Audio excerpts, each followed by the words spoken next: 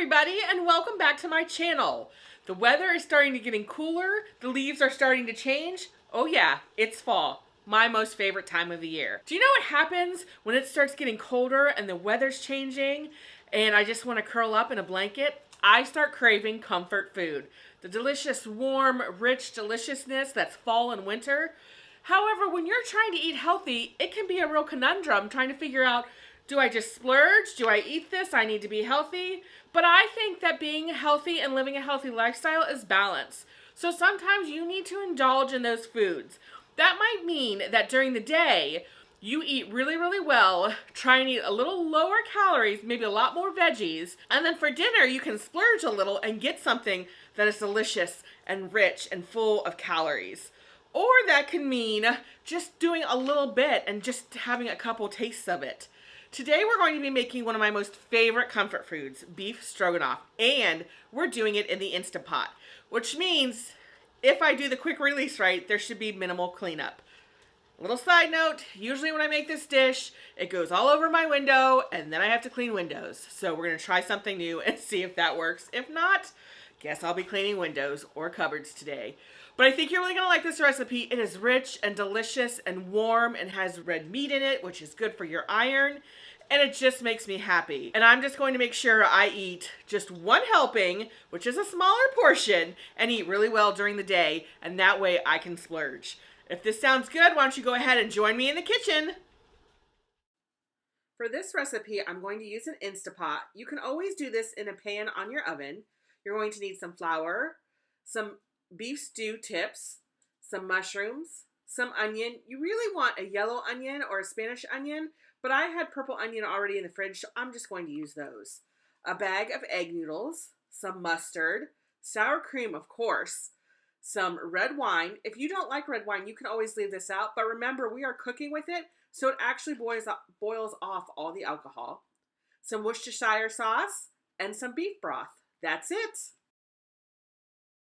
We're going to take our Instapot and put it into saute mode. Really put it into saute mode. Make sure it's there. Then we're going to just take oil of our choice and put it in there and heat up our oil. I'm just using some avocado oil, but you can always use olive oil. Okay, now that our oil has heated up, we're going to take our beef tips and put them into our pressure cooker. We want to make sure we get them all touching the bottom because we want to get them all nice and browned up and crispy, delicious. Once they've been cooking on one side, you want to go ahead and flip it to the next side to get the other side all browned up. If you're seeing little brown bits and burnt bits on the bottom, that's okay. We want that. That's flavor. Once they've browned up, we do want to scoop them out and put them in a bowl and set them aside for right now. We want to add our onion to the pan and get that frying up. We want to just soften those up and maybe get those to get a little translucent. These have been cooking. We do want to add back in our beef tips.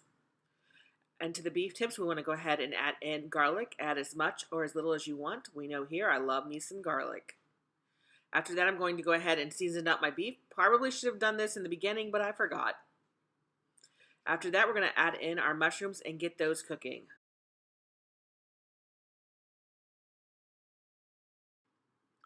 After this, we want to add a third cup of our wine, maybe a splash more, and this is to deglaze our pan.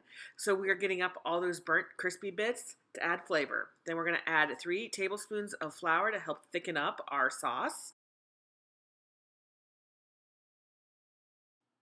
Now we're going to stir in the flour and make sure it's all incorporated into the dish. You do not want to see any white flour. After that, we're going to add 3 tablespoons of our Worcestershire sauce. And then about a squirt of some good brown mustard. And we're going to get that all stirred up and in. Now we're going to add about 32 ounces of any kind of beef stock or broth that you have. Give that a little stir, get our lid put on, and we are ready to start. We want to make sure that our quick release valve is turned off so that we are not letting any pressure off. And then we're going to set our pressure cooker to go for 12 minutes. Remember, even though we have it set for 12 minutes, it's going to be probably a little bit longer, actually a lot longer, because the pressure cooker does have to come up to pressure. So it is trying to get that liquid boiling to make it come up to pressure. So it could take another about 20 minutes total. All right, our time is done. Now we're going to do what's called a quick release. So we're going to take our release valve and open it up to let all that steam out. The nice thing about these new pressure cookers is that it will not let you open it up until all the pressure is out. Let's give it a quick stir and see what we got. Here is a close-up view of what we've got so far. All right, we're going to take a bag of noodles and add it into our Instapot. I'm going to go ahead and use the whole bag of delicious noodles. Then we want to stir these in and try and get them as much into the liquid as possible. We're going to go ahead and put our lid on and then put it for 3 minutes of pressure cooking. We're going to do a quick release of our pressure and get that pressure down. Once it's down, we're going to open it up. We're going to stir it up a little bit.